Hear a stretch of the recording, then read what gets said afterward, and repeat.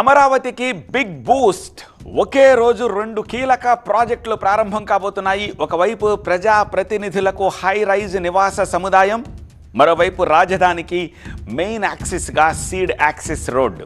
ఒకటి పరిపాలనకు అవసరమైన రెసిడెన్షియల్ ఇన్ఫ్రా, మరొకటి రాజధాని మొత్తాన్ని కలిపే ట్రాన్స్పోర్ట్ ఇన్ఫ్రా. ఈ రెండు కీలక ప్రాజెక్టులను రేపు సీఎం చంద్రబాబు ప్రారంభించబోతున్నారు. ఇన్నాళ్ళు ప్లాన్లు, పనులు, పెండింగ్లతోటి మ్యాప్లో కనిపించిన అమరావతి ఇప్పుడు ఒక్కొక్కటిగా గ్రౌండ్లో కనిపిస్తోంది. ఈ రెండు ప్రాజెక్టులకు సంబంధించిన డీటెయిల్స్ ఈ ఫుల్ అండ్ ఫైనల్ స్టోరీలో చూద్దాం. రాజధాని పరుగులు పెడుతోంది. ఇప్పుడు అమరావతికి ఎంట్రీ ఇక మరింత ఈజీ కానుంది. రాజధాని ప్రాంతానికి మెయిన్ కనెక్టివిటీగా నిలిచే సీడ్ యాక్సెస్ రోడ్లో 2 దశలు కంప్లీట్ అయ్యాయి. రాజధాని ప్రాంతం నుంచి విజయవాడ, మంగళగిరి రహదారికి ఈ రోడ్డును అనుసంధానం చేయడంతో ఇకపై అమరావతికి రాకపోకలు సాగించడానికి మార్గం సుగమమైంది. ఇప్పటి వరకు విజయవాడ నుంచి అమరావతికి వెళ్ళాలి అంటే ప్రధానంగా కృష్ణ కరకట్ట మార్గంపైనే ఆధారపడాల్సి వచ్చేది. ఇరుకైన రోడ్డుతోటి ట్రాఫిక్ చిక్కులు తప్పేవి కావు. ఇప్పుడు సీడ్ యాక్సెస్ రోడ్ అందుబాటులోకి రావడంతో ప్రకాశం బరాజ్ వైపు నుంచి వచ్చే వాహనాలు నేరుగా రాజధాని వైపు దూసుకెళ్లే మార్గం ఈజీ కాబోతోంది.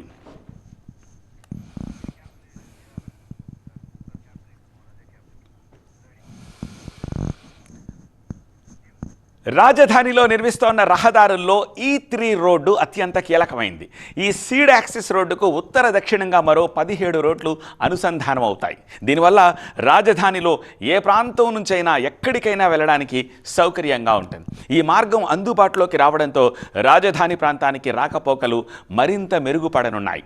సీడ్ యాక్సిస్ రహదారిని ప్రభుత్వం 3 దశల్లో నిర్మించేలా ప్రణాళికలు రూపొందించింది.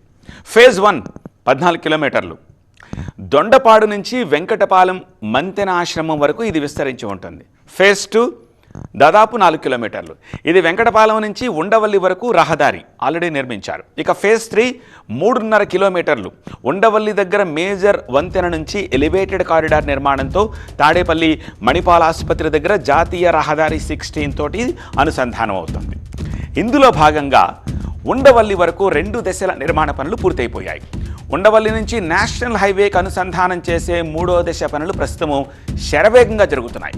ఈ 3 దశల్లో మొత్తం 22 కిలోమీటర్ల మేర ఈ రహదారిని విస్తరించనున్నారు.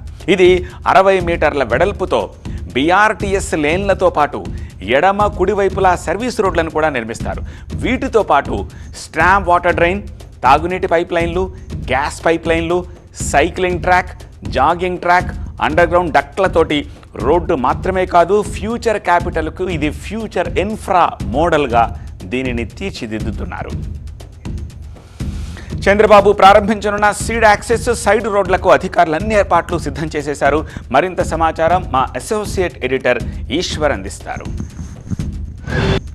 రాజధాని అమరావతిలో చాలా కీలక ఘట్టం రేపు ప్రారంభం కాబోతోంది. సీడ్ యాక్సిస్ రోడ్డు అమరావతిలోని అంతర్గత రహదారులను కనెక్ట్ చేయడంతో పాటు జాతీయ రహదారికి విజయవాడకి కనెక్ట్ చేసే సీడ్ యాక్సిస్ రోడ్ని రేపు ముఖ్యమంత్రి ప్రారంభించబోతున్నారు. ప్రస్తుతం మనం రేపు ముఖ్యమంత్రి లాంచ్ చేయబోతున్న ప్లాంక్ దగ్గర ఉన్నాం.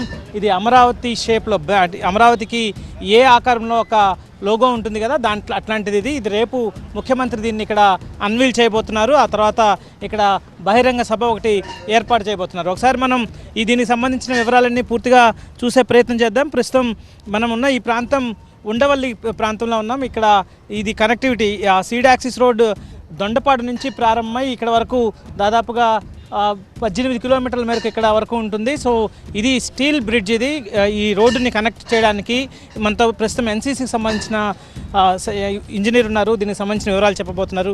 సార్, ఏంటి ప్రధానంగా స్టీల్ బ్రిడ్జ్, దీని ఇంపాక్ట్ ఏంటి, మిగతా వాటికి దీనికి తేడా ఏంటి?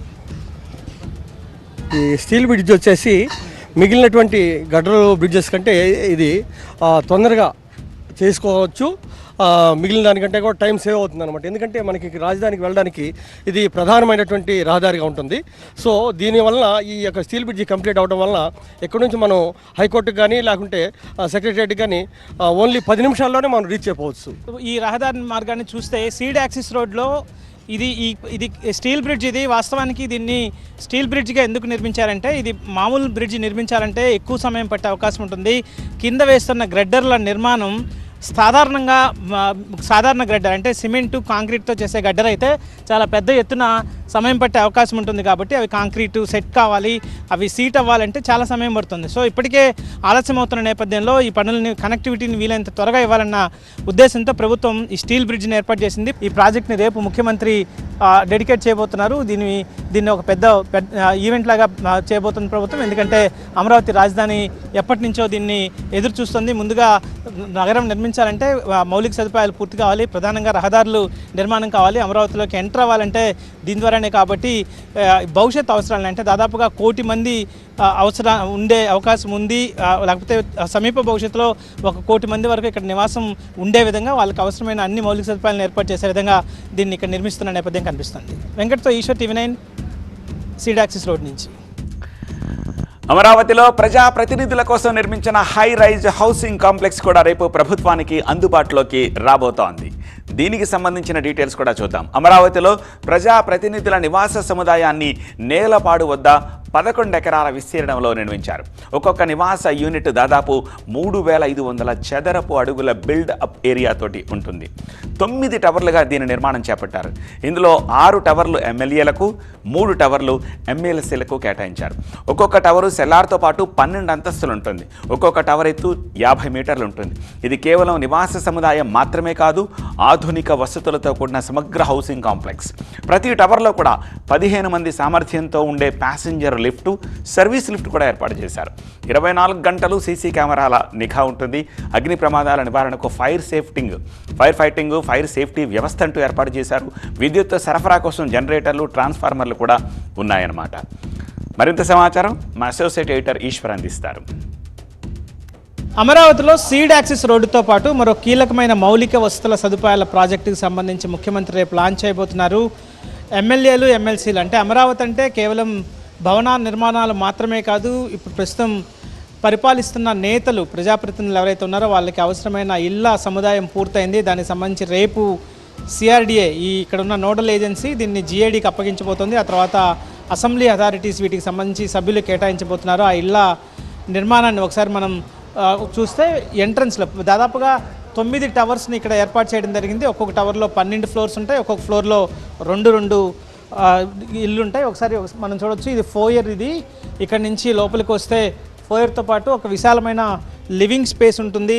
ఇక్కడ నుంచి మనం ఒకసారి వీటిని రేపు మోడల్ హౌస్ ఇది, రేపు ముఖ్యమంత్రి ప్రారంభించబోతున్న ఇల్లు ఇదే. దీనికి సంబంధించిన ఇన్ఫ్రాస్ట్రక్చర్ని కావచ్చు, లేకపోతే ఇంటీరియర్ని కూడా తీసుకొచ్చి ఇక్కడ సెట్ చేసే ప్రయత్నాన్ని అధికారులు చేస్తున్న నేపథ్యం కనిపిస్తుంది. ఒకసారి ఫోయర్ నుంచి లోపలికి వస్తే ఒకసారి లివింగ్ స్పేస్ ఇది, లివింగ్ రూమ్ చాలా స్పేషియస్గా, చాలా లగ్జూరియస్గా వీటిని ఏర్పాటు చేయడం జరిగింది. వాళ్ళకి ఒక్కొక్క ఫ్లోర్లో వాళ్ళకి సంబంధించి ఎమ్మెల్యేలకు సంబంధించి వాళ్ళకి కేవలం నివాస వసతులు మాత్రమే కాకుండా వాళ్ళ కార్యాలయాలు కూడా ఏర్పాటు చేయడం జరిగింది. అలాగే 3 బెడ్రూమ్స్ కూడా ఏర్పాటు చేయడం జరిగింది. ఒకటి మాస్టర్ బెడ్రూమ్, ఒకటి గెస్ట్ బెడ్రూమ్, ఒకటి చిల్డ్రన్స్ రూమ్గా ఏర్పాటు చేయడం జరిగింది. ఇది గెస్ట్ బెడ్రూమ్. ఇది వాటికి సంబంధించి ప్రత్యేకమైన ఏర్పాట్లన్నింటినీ ఇక్కడ చేస్తున్న నేపథ్యం కనిపిస్తుంది. ఇక్కడ అలాగే కిచెన్, ఇది మనం ఉన్న ఏరియా కిచెన్, అలాగే యూటిలిటీ. సో మొత్తానికి దాదాపుగా 3500 చదరపు అడుగుల విస్తీర్ణంలో దీన్ని ఏర్పాటు చేయడం జరిగింది. దీనికి సంబంధించి రేపు ముఖ్యమంత్రి వీటిని